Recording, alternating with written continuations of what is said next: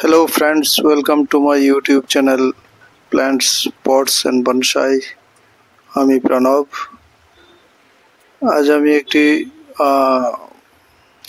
ডুমুরের বনসাইয়ের উপর কাজ করছি। এটা আমার 4 বছরের পুরনো একটি ডুমুর গাছ। এর থেকে একটি বনসাই করার জন্য ধাপে ধাপে কাজ করছি, গাছটাকে ট্রেনিং দিচ্ছি। তো আজ এর ডাল এবং পাতাগুলিকে কিছু প্রুনিং এবং ট্রিমিং করে নিচ্ছি।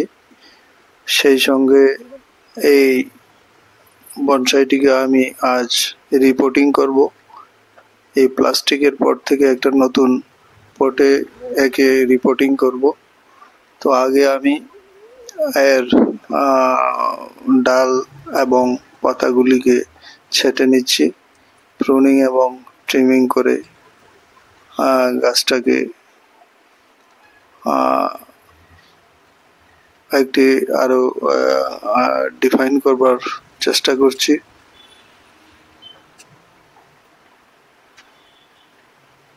এই গাছটি যে স্টাইলে রয়েছে, এটাকে হয়তো কি বলে, লিটারেটি স্টাইল বলে।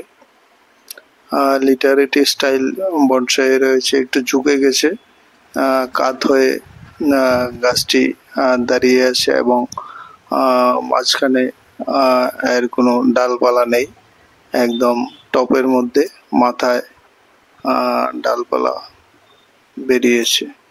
তো গাছটিকে আমি পুরনো টপ থেকে উঠাবার জন্য এর ওয়্যারগুলিকে আমি কেটে নিয়েছি, যা দিয়ে আমি গাছটিকে পটের সঙ্গে বেঁধে রেখেছিলাম। এখন আমি এই গাছটিকে পুরনো পট থেকে বের করে নেব এবং এর রুট বল থেকে সামান্য পুরনো মাটি ছাড়িয়ে নেব এবং রুট বলটাকে একটু ছোট করে নেব এবং সেই সঙ্গে যে সরু সরু মূল রয়েছে সেগুলিকেও মাটি থেকে কিছুটা আলগা করে দেব, আছড়ে দেব, যেন নতুন পটের মধ্যে খুব তাড়াতাড়ি এই রুটগুলি বাড়তে পারে।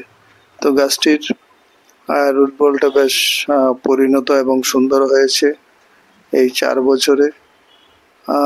তো আমি এই ছোট পটটাতে কম্পারেটিভলি এটা আর একটু ছোট পট, এতে গাছটাকে বসিয়ে দিলাম। তো গাছটির যেই স্টাইল এবং এর যে পৃষ্ঠমূল, সেই হিসেবে আমি গাছটিকে সামান্য ছোট পাত্রে বসিয়ে দিয়েছি এবং এর গোড়াটাকে পাত্র থেকে বেশ খানিকটা উপরে স্থাপন করছি, যেন গাছটির সারফেস রুট এবং পুরো কাণ্ড এই যে পট আছে এর উপরে থাকে এবং সম্পূর্ণ দৃশ্যমান হয়। তো এই গাছটির স্টাইলের সঙ্গে মিলাবার জন্যই আমি এই পটের মধ্যে গাছটিকে একটু উঁচু করে আমি প্রতিস্থাপন করছি। তো এর চারপাশে আমি মাটি দিয়ে ভালোভাবে ভরাট করে নিচ্ছি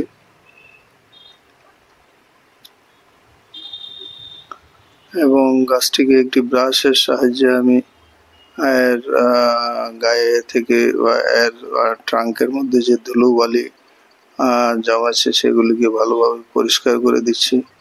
তো গাছটি মোটামুটি এখন একটা এর একটু পুরনো এবং ম্যাচিউরড পরিণত রূপ ধরেছে। তো এখন আমি একটু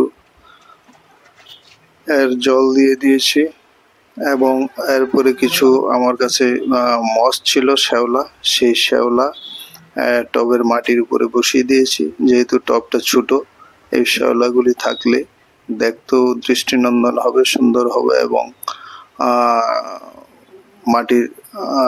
মাটিটাও ময়েশ্চারটা ধরে রাখবে।